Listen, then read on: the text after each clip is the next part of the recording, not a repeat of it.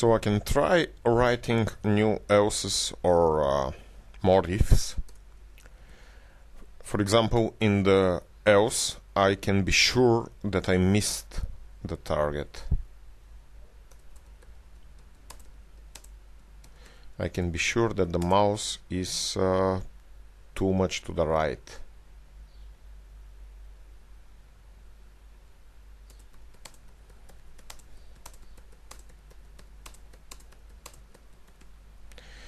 So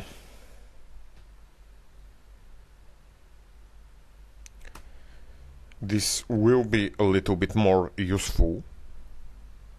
For example, now I can see I missed the target, the mouse is too much to the right, and now I see that it is possible to hit the target. And of course, if I really hit the target, like what I'm doing now, I can see that it's possible. But when I'm so much to the right of the target, I surely missed the target. So I can have more ifs like those. For example, I can check the same thing for another direction, like if the mouse is with bigger Y than the Y of the target. This would mean that the mouse is at least under the top part of the target. This is important and needed in order to hit the target. I don't want this plus 30. I need to be with bigger Y, so under at least the top part of the target, so I don't need plus 30. When I check if the mouse is under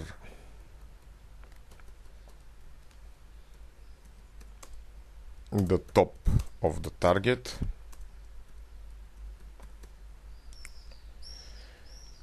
and instead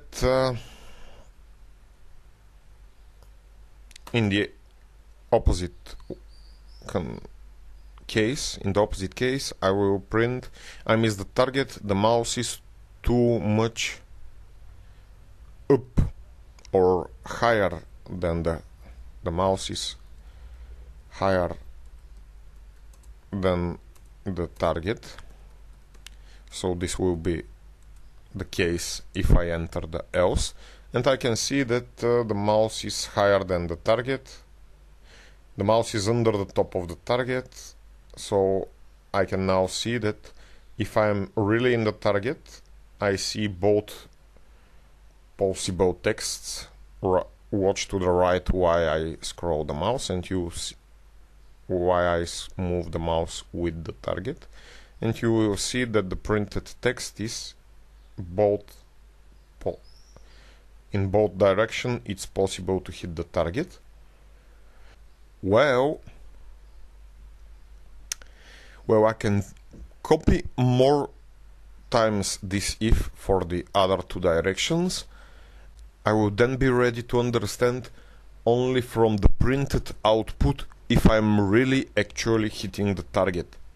It will be needed to never see the else logs, those that say I missed the target. If in only one of the directions I am in a bad position, if I'm, for example, under even the bottom of the target, or if I'm over even the top of the target, or if I'm to the left even from the left part of the target, or if I'm to the right even from the right part of the target, then if only one of those else's is entered, then I missed the target. In order to hit the target, what is needed is for all of the conditions that I check in my ifs to be true.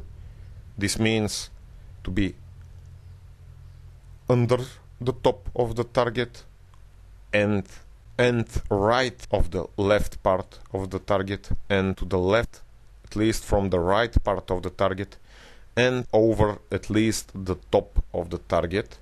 So I will need all of these ifs, those two that are ready, and the future two ifs that you need to write. I need all of those conditions to be true. How to accomplish this? How to write a code that gives the player a point, resurrects the vegetable, and generally a code to be done, but only when I really hit the target with the mouse, only if all of those ifs condition is true. Perhaps there is a way to write my ifs in such a manner that in one of those ifs the code to be only executed if all of the previous ifs has also condition true. Try to think of such a way. There is also one more option that is a little bit more difficult, but perhaps it's easier to think about. So what if we just keep our ifs one after another? One if finishes and then another if starts. What if in all of those ifs we try to count in a special variable how many ifs have we entered? So try to think of both ways. The easier one will be with nested ifs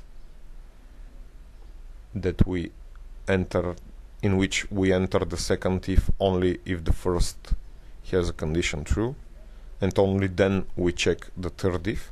So try to do it in any way, and in the next video I will show you both ways to do it.